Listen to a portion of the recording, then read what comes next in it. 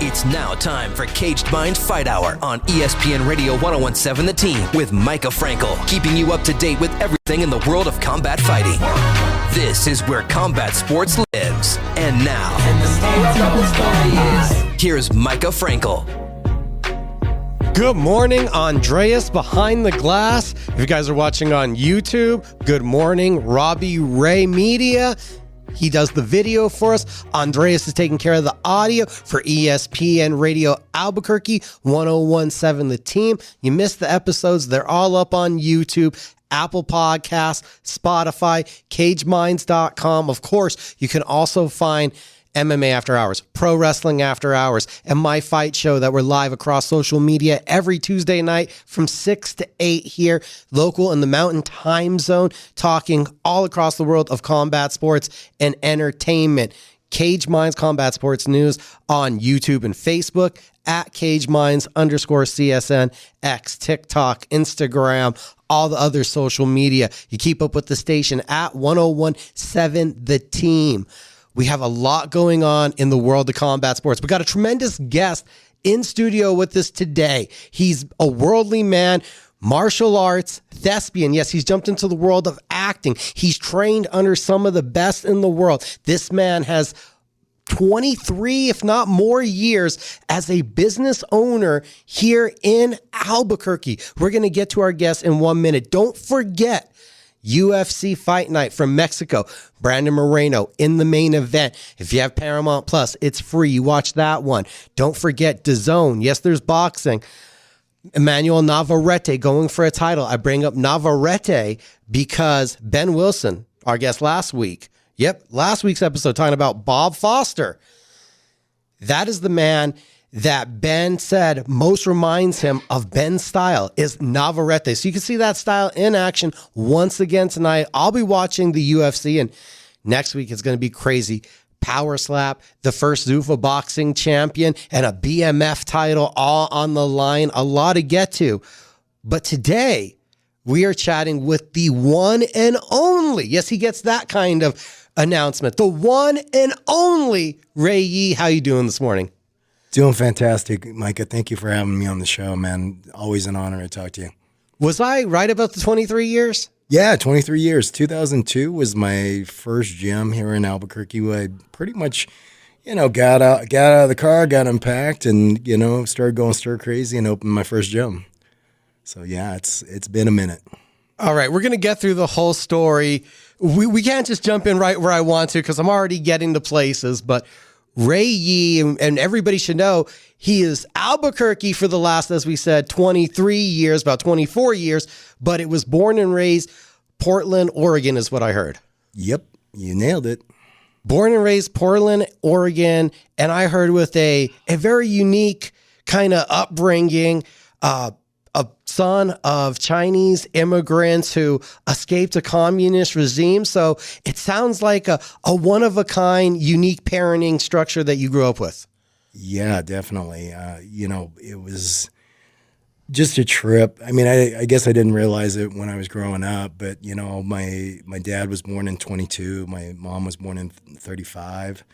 And they fled communism. My mother was just a small child at the time, but my father was older and he was already in the resistance army that was fighting against the communism, and he ended up being captured by the other side and was a POW for almost a year and a half. Being interrogated, tortured, and all kinds of unspeakable things.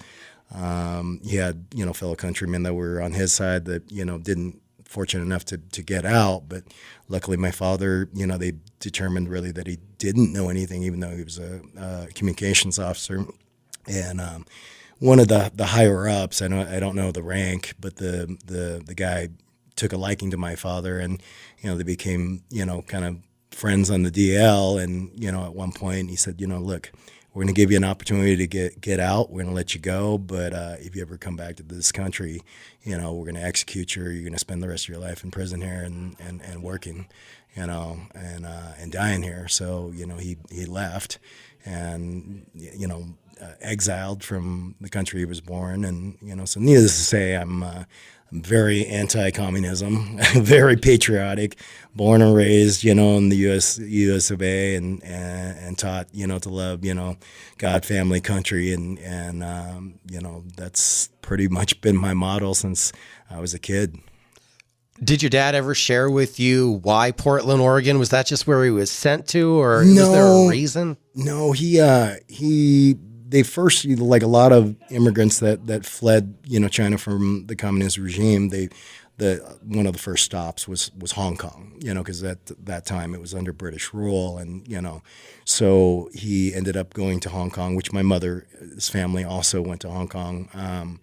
But then he wanted a better life, and he wanted to recreate himself. I had my dad's cousin who, I always referred to as my uncle, when I was young. He had a big restaurant in Salem, Oregon. And, he sponsored my dad, as far as, giving him a job, helping him, get his green card, and, ultimately, brought him over. And, later on, my dad got his, citizenship. So did my mother, and so they did everything the right way, the old school way, where, they came over here legally and worked their butts off to create a better life. From the story I hear, that just amplifies that you come from a background of extreme courage and strength. And then on even the other side, I heard there's a lot of the intellectual side on the mother's side. So it seems like you got both sides that just have these incredible dynamic attributes. Yeah, I think that's safe to say. I'm very, very blessed to have had the parents, that I had, and the upbringing that I had, because it really taught me, work ethics and, people skills and just overall, just they were the ones that pushed me to understand, the Asian culture much more.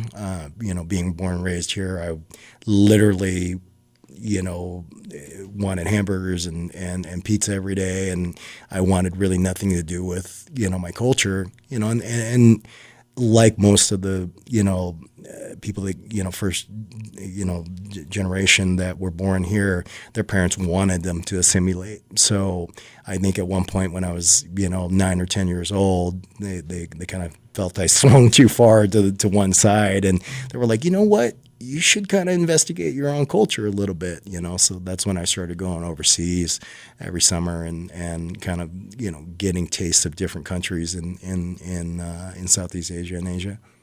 Did your friends at school tell you how unique of an experience that was for you? Like, hey, we're going camping. I've heard that you went all the way to Hong Kong, Thailand, Singapore, some of the most amazing countries in the world. And I'm sure other kids are like, I went to the lake that's 2 hours away. No, not really, because I kept that really to myself. Whenever the school year was around, I just wanted to fit in, and it was hard enough, being different. I mean, there was a handful of Asian kids in my kids classes, what is it, middle school or stuff like that, elementary school. But like, I just wanted to be like everybody else. I didn't want to be different, and, got picked on, a lot, so, I just didn't want to blatantly be like, oh yeah, here, check out this, weird, dry fish dish that, that we're doing. Yeah. So I literally, brought peanut butter and jelly sandwiches, bologna sandwiches, I just wanted to be normal. But what was that like for you on those summers, that introduction to martial arts? And we're not just talking about the local Y. It sounds like quite a dynamic introduction. Super dynamic and super, cultural shock. The first time I went overseas in 1980 was just, it was really unsettling to me, because I was so used to, the U.S. and so used to the convenience of everything and just how everything's ran. And over there, the air quality is different. People are living on top of each other. There's, food stalls in the alleys.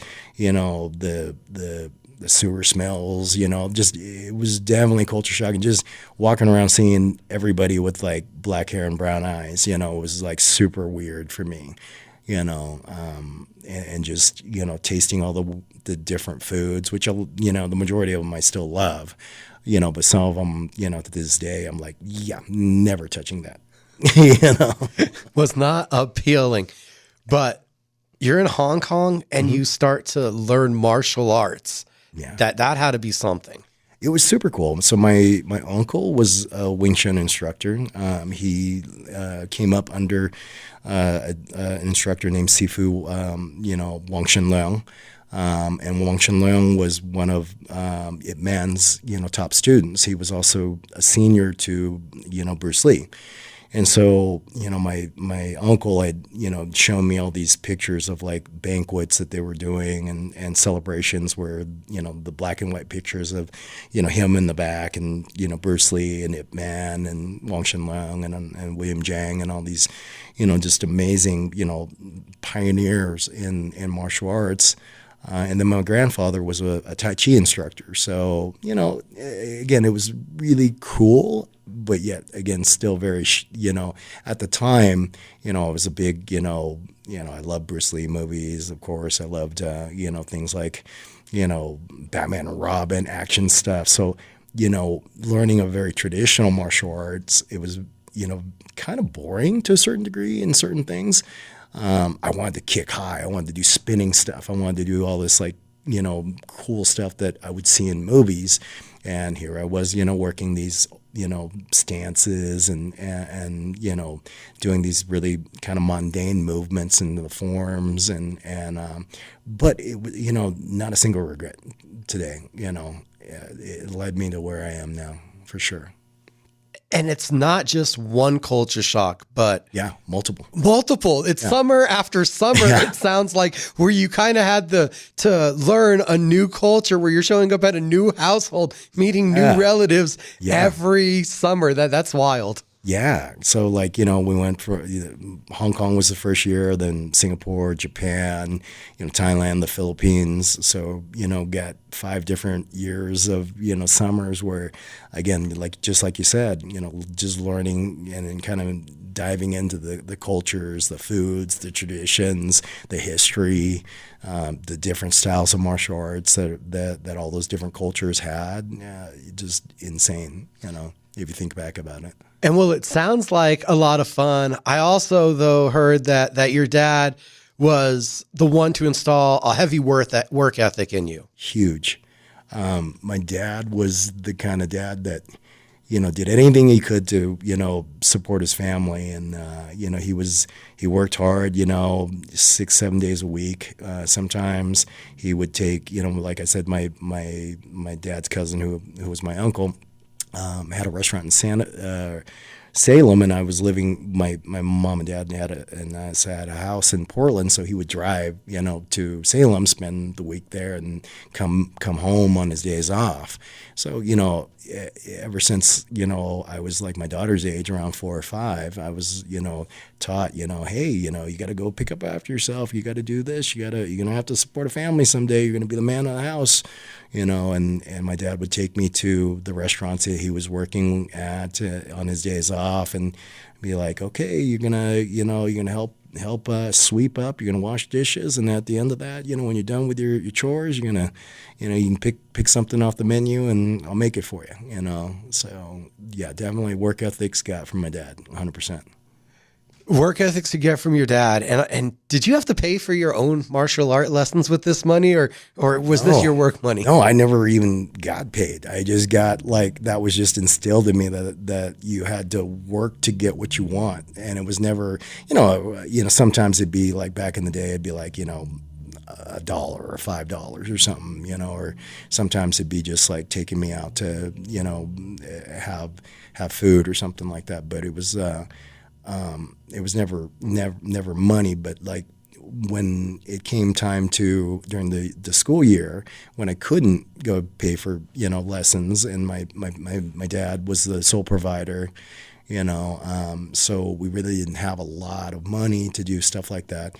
My dad and, my mom would take me in and we would talk to, the sensei or the sifu or whoever was in, that particular situation and say, well, could our son help around the dojo? Can he clean the floors? Can he clean the mirrors?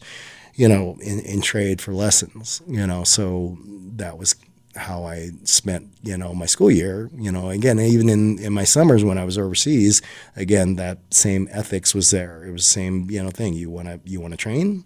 You gotta help clean the gym. You gotta help pick the weeds. Pick up the dog poop, whatever it was that I called them all uncles, because my that's how the Asian culture is your parents' friends were like your uncles and your aunties, so whatever they needed, I'd just spend my days kind of doing that.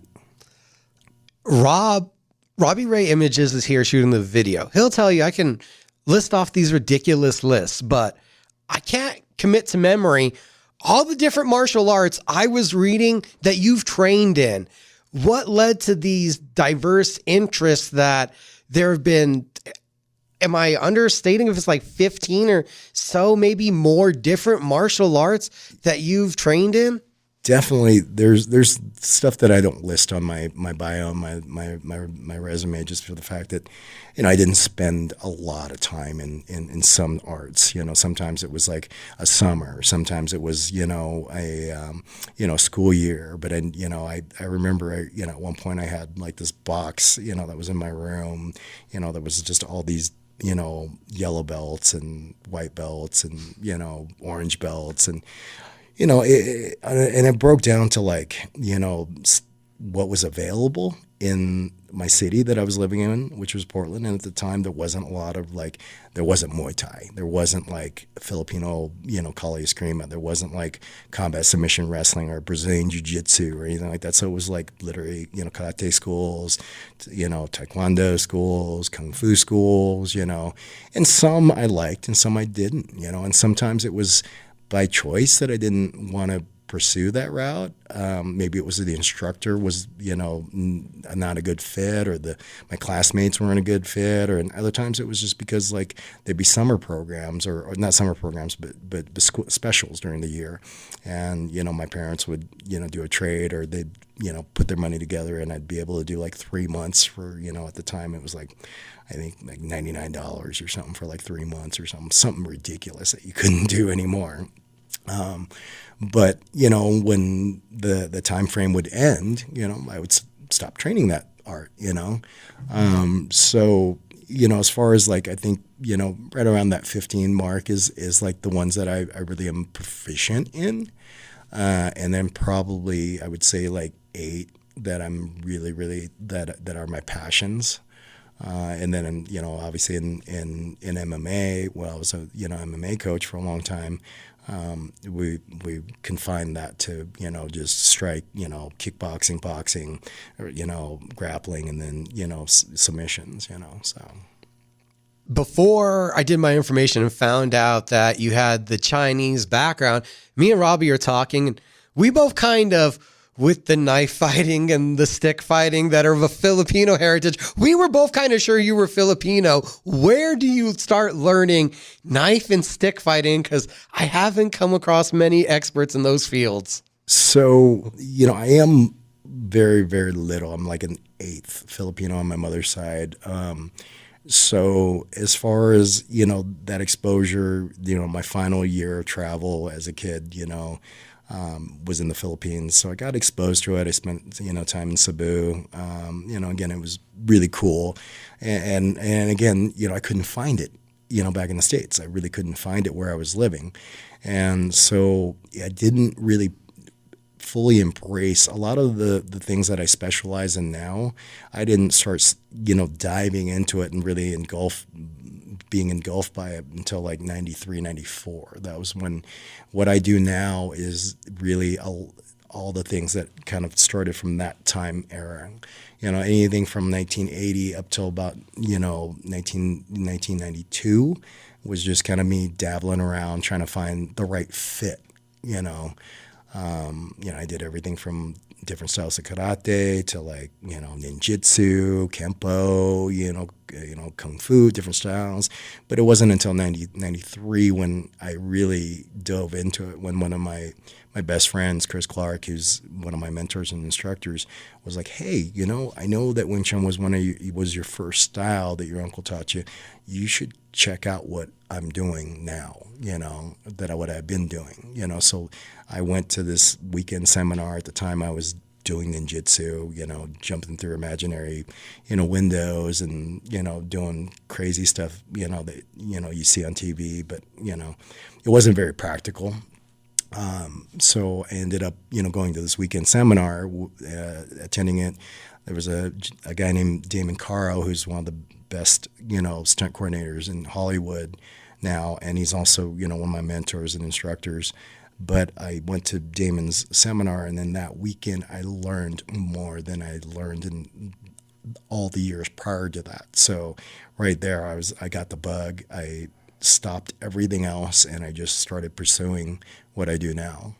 So, when did you get the notion and feel the bug and know that the path was martial arts? Like that's what you were going to do with your life, whether you knew what art form or what that looked like. When were you committed? You were committed. Maybe you didn't say this out loud, but when did you know this was what you wanted to do?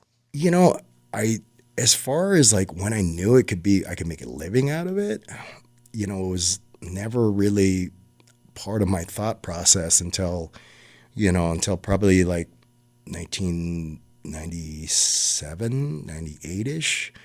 I'd been just training just because I loved it, because it filled this void and this gap, and it channeled, aggressiveness, it channeled, stress, it channeled everything. And it gave me this inner peace. So it wasn't until like 97, 98 when that same mentor, and best friend, Chris Clark, he ended up, opening a school in Federal Way, Washington. And he was like, and I was living there, and he was like, he was living with me too. So he was like, hey, can you help me run this gym, and help me with the beginners? I'm like, yeah, sure. Never really even thinking about that I would open my own gyms or teach out of gyms or anything like that. And it just one thing led to another, I mean, at that time I was, teaching, a little bit of like, lifting at Gold's Gym. I was a personal trainer. I was helping run a couple of like fitness gyms because like, again, they kind of go hand in hand, physical, kind of stuff I really liked. And so I was, working part-time at a Black Angus, being a bouncer, doing stuff like that. And, just kind of one thing led to another. And eventually, when I came out here, I was like, you know what? I was going to wait a little longer, but I'm just going to pull the trigger. I'm going to try opening up a gym, and see how it goes. And here we are. How do you get the idea to leave, obviously, the Pacific Northwest and head so far down south to the desert? Well, I hated the rain. I still do. I don't like the cold. I don't like the rain.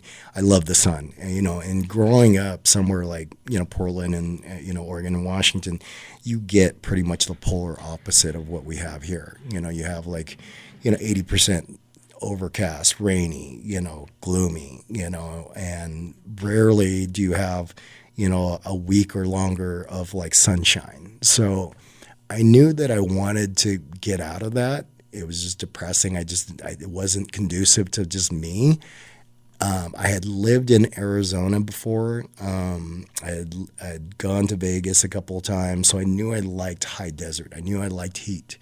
So at the time, when I came down here, my ex-wife, my second ex-wife, was coming down here. She had just graduated, pharmacy school and was getting ready to come back here to start medical school. And so she was like, well, what do you think about moving with me? And I was like, yes, let's go. So, the rest is history. And I just, never left. They call it the land of entrapment, right? 10 years old, he starts martial arts. Second wife leads them to New Mexico. We're in New Mexico. We're getting towards MMA and gym ownership. You're listening to Cage Minds Fight Hour, ESPN Radio, Albuquerque, 1017 The Team.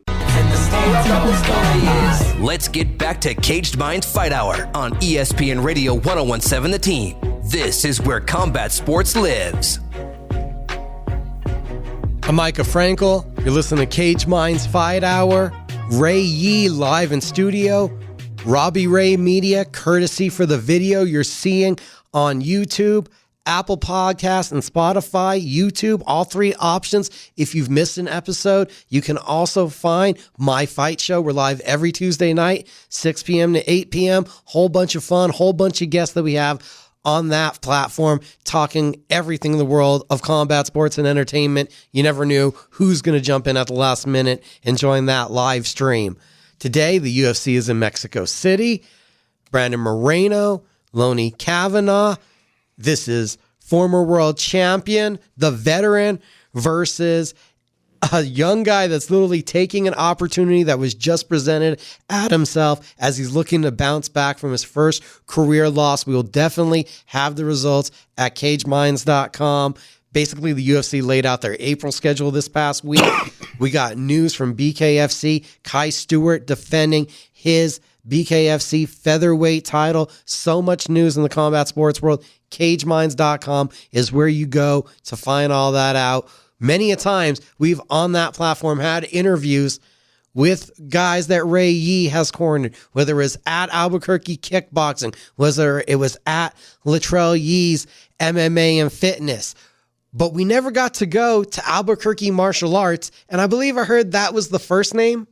Yeah, correct. Albuquerque Martial Arts Academy was the very first augmentation of my journey. So that was where Humble Coffee is right now, is on Lomas, kind of near that Hurricane Cafe, or Hurricane Burger. I can't remember what it's called. But that little, I had a little 800 square foot, building that I rented in that corner, and that was my first gym.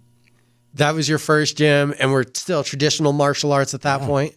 Yeah. So that at that point, I was teaching, still, Wing Chun, Jeet Kune Do. I was teaching Muay Thai. I was teaching, combat submission wrestling. I was teaching, Filipino Kali Eskrima. I was teaching all like the main, martial arts that I fell in love with. And did that for a few years. And my primary clientele when I first started was a lot of law enforcement and military. I had helped my mentor back in Washington State with, doing defensive tactics and classes and teaching, military and law enforcement units. And so when I came down here, I had some contacts, a couple guys that were in, Albuquerque SWAT, Albuquerque Bomb, DOE. There was a lot of guys that I kind of, got linked up with. And, that was my primary clientele when I first started. You've already said the martial art 2 times. There's no way I'm ever going to be able to pronounce it, but you did commit to one, it sounds like, to become a 9th degree black belt in it. Yeah, that's a trip still. So, the Filipino martial arts, there's a lot of different names depending on, kind of the region and also the family that the specific style comes from. Most people know Kali, Eskrima, and Arnis are kind of the 3 kind of, big ones that, most people, when they talk about Filipino martial arts, they go, oh, you do Eskrima, oh, you do Arnis, or you do, Kali. So that's, kind of the one. Escrito is one of the main styles. So Grandmaster Kako Kinedi was my instructor.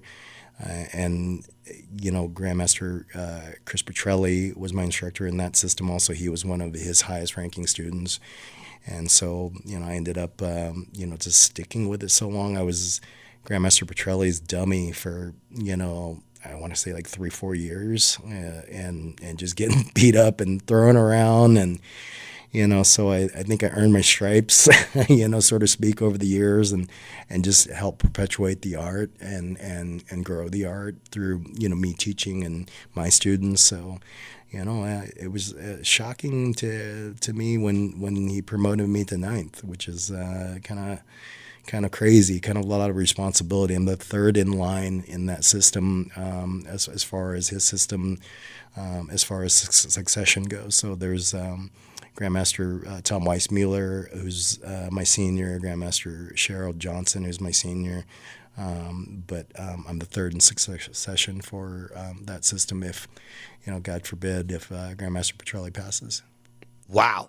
Ninth degree black belt in that system. What leads us to the point where, and Robbie was telling me it was the first gym that he ended up going to when he moved back to Albuquerque. How are you getting into the MMA scene?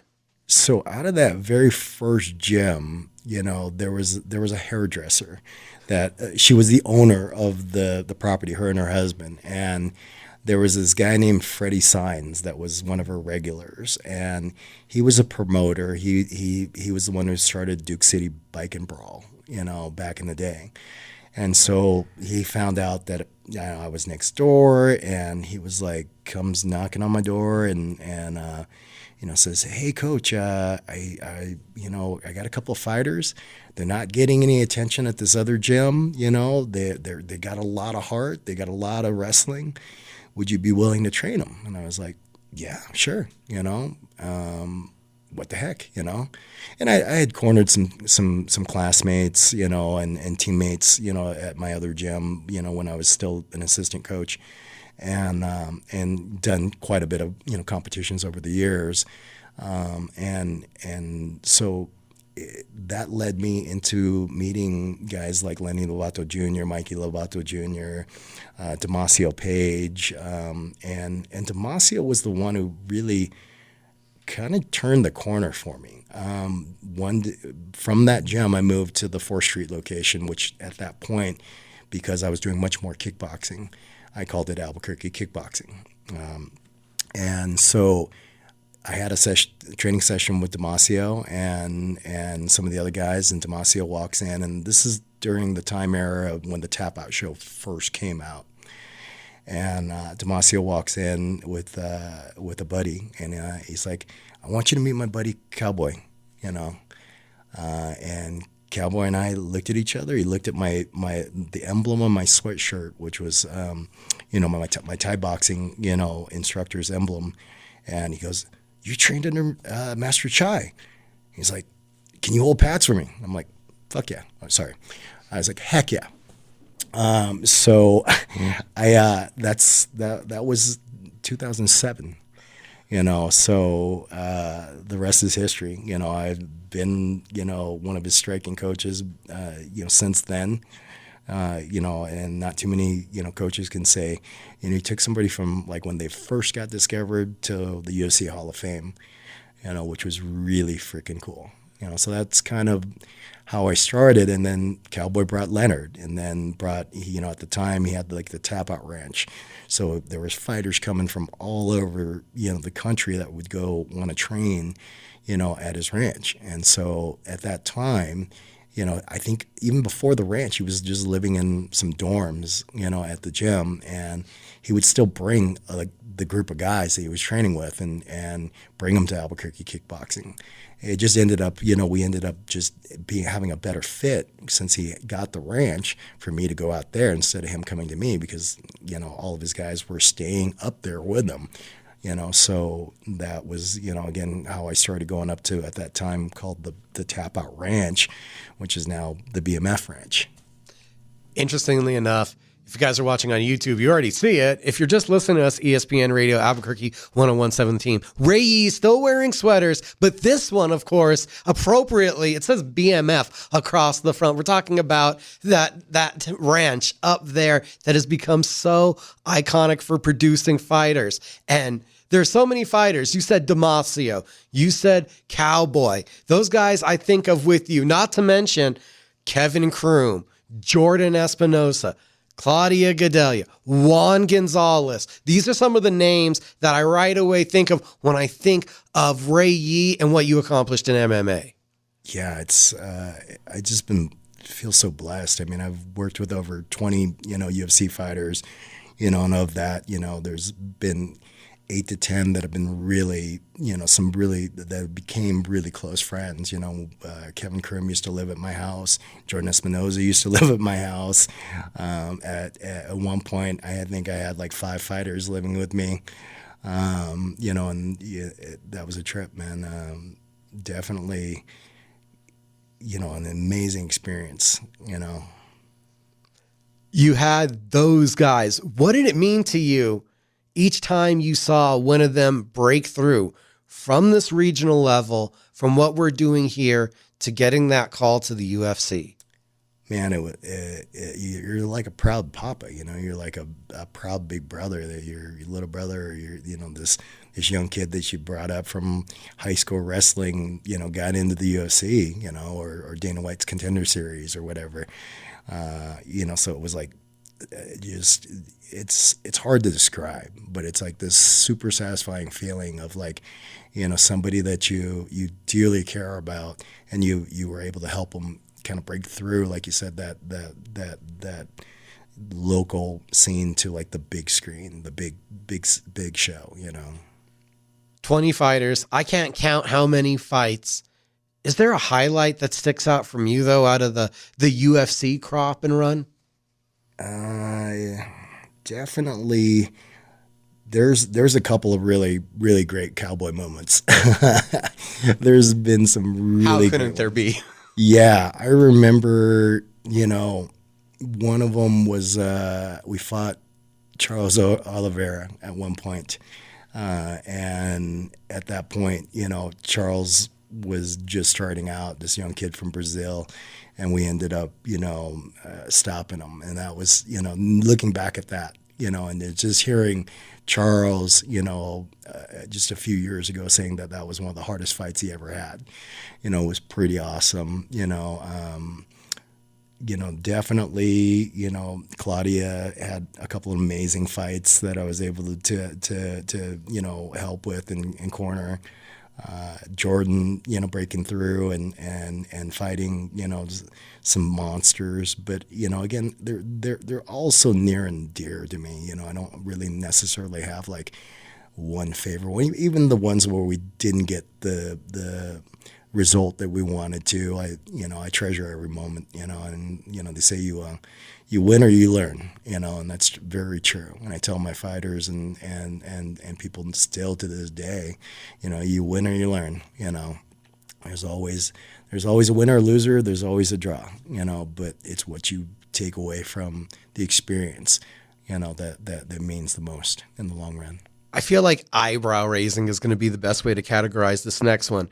Is there anyone besides the trio of you, Kevin, and Chris Luttrell that had more eyebrow raising experience? You guys went to some corners of the earth during Kevin's win streak to perpetuate that, to try to get the UFC's attention. I think Chris had some really memorable times with Kevin out in Kazakhstan. There was definitely some things that are not PG-13, so definitely some crazy stuff. I went with them to Dagestan, which I would not recommend to anybody. It was, again, it was just it was a throwback for me, and again, no disrespect to Dagestanis or anything like that, but just the environment was just not to my comfort level. And just, being that I was there to help Kevin with his fight and trying to, keep him safe and everything, it was a little hairy over there. So yeah, that there's definitely some stories there as well. The funniest, story is like, we're supposed to be staying at a resort. And they put us up at a resort. The resort turned out to be a military, base. There was, gun turrets on all 4 corners. It was gated, barbed wire. There was, military guys with, AKs everywhere. checkpoints, show us your papers, show us the papers. Even like flying in from Moscow to going to Dagestan was a trip. Just like the airport was just complete chaos. You had no lines. There was like literally, you go through this little rat race, kind of, lines when you go through TSA, here in the U.S.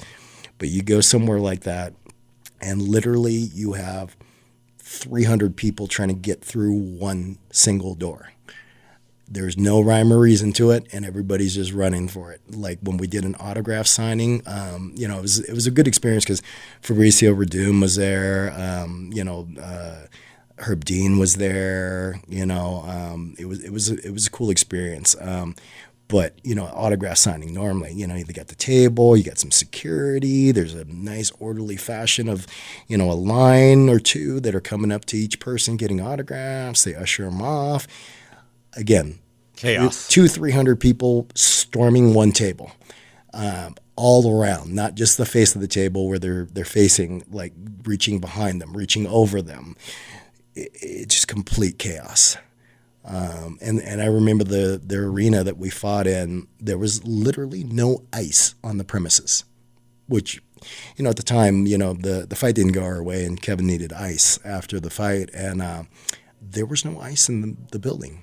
There was one nice guy that was there. He was super, super helpful, super friendly, trying to do whatever he could. And I remember he took like a room key or a credit card or something, and he was literally trying to scrape the frost out of a freezer, and gets like a little handful and goes, "Here, help."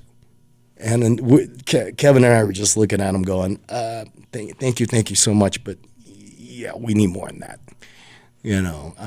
That's how chaotic experience it was, From all that too, if you guys are watching on YouTube, you might be thinking, this guy looks kind of familiar because he's only been on Breaking Bad, Night Shift, Army of the Dead, Better Call Saul, Big Sky, Cleaning Lady. I think if people were paying attention earlier, you did mention that you had some connections to Hollywood way earlier in the interview. Is this kind of what leads back around to getting involved in the local thespian scene and the stuntman game? Kinda. So when I had met, Damon Caro, it was, back in the early 90s. And at the point, he was already a stunt guy. And he was, amazing. And I ended up a few years later meeting Chad Stahelski, who's, one of the founding fathers of 8711. Damon was also, and then he started doing his own thing. But Chad Stahelski at 8711, when you watch John Wick movies, that's his production. He was Keanu's stunt double. But again, at that point, it was just all like, oh my gosh, you guys are, doubles for these guys. You guys use stunts. That's so cool. It wasn't until, 2007, 2008 was a very pivotal time in my life. So at the time, one of my black belts, Aubrey Hussar, he's now living in Atlanta. He was working in film. He was a camera guy. They call him a key grip.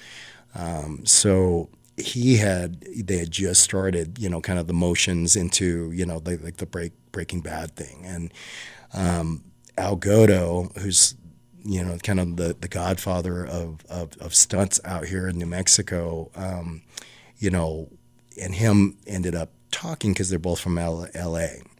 And, Al knew all of my mentors and stuff that were out of the Asano Academy and out of L.A. And, Aubrey was like, hey, I think they were talking about training and stuff in martial arts. And Aubrey was like, hey, do you know Ray? And he's like, no, I don't think so. And so Aubrey made the introduction, and, Al originally started, reaching out to me just to help him, just consult with like movements and stuff. And then, he started, kind of being, hey, have you thought about doing stunts? You have a real skill set that could be really beneficial. And, I kind of dabbled in it a little bit, but I was so busy with the guys, in the fight game that I really didn't think it was realistic for me to do it. A few years later, he kept pushing. And then another, buddy of mine, Rich King, he, I started doing private lessons for him, another stunt guy out of, Atlanta and California, he was like, both of them were like, look, you're wasting valuable time. Do it. Just jump in head first. So, the rest has been history, Recently, I was just telling Robbie that, Trap House with Dave Bautista, it's available on Netflix and Prime. I got to work with Dave Bautista on that one. Got a scene with Dave Bautista and Jack Champion, who's the kid in the Avatar series, the blue people. And then, got a good amount of camera time on that. Got to work with, Ray Seahorn again from the Better Call Saul and on the new series, which is amazing, check that out. It's called Pluribus. I'm in episode 4, and I got a little speaking role. Vince Gilligan, everybody knows Vince from Breaking Bad and Better Call Saul. We're on set, and I'm supposed to be just doing some utility stunts and helping catch one of the actresses. And he goes, Ray, looks over at me and he goes, "You're a stunt guy, right? You're SAG. Can you say a couple lines?" And I was like, "Absolutely, sir. Yes, sir." So got a lot more FaceTime on that one. So speaking role, big moment. Yeah, I still stick in my wheelhouse. Run and gun, fight scenes, getting thrown around. That's kind of my wheelhouse as far as like, if there's an opportunity for me to say a couple lines, I can. And Cleaning Lady, I ended up being able to actually for the first time speak Cantonese on set. That was pretty cool. They carried me off and I'm screaming, no, don't take me, but that was the first time I ever got to use my second language as far as like being able to speak it. And that was pretty cool.